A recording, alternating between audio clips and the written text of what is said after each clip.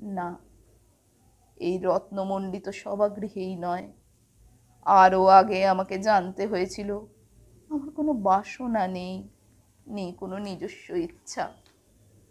অর্জুন, প্রথম দেখার মুহূর্তেই আমার হৃদয় দিয়েছিলাম তোমাকে, অথচ আমার শরীরকে প্রথম আলিঙ্গন করলেন ওই মহাভাগ, যার খ্যাতি ধর্মপুত্র বলে। ইন্দ্রপ্রস্থের সৌধ শিখরে যখন আছড়ে পড়তো নববর্ষার জলধারা, যখন আমার কামনা ছুতে চাইতো তোমাকে, আমার অনুৎসুক দেহকে তখন আকর্ষণ করতো অন্য কেউ, যে আমার স্বামী।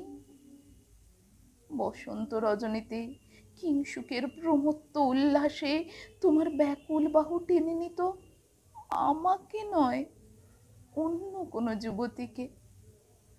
বারে বারে আমাকে সন্তানবতী করেছে পুরুষ, কিন্তু তারা প্রত্যেকেই আমার আকাঙ্ক্ষিত নয়।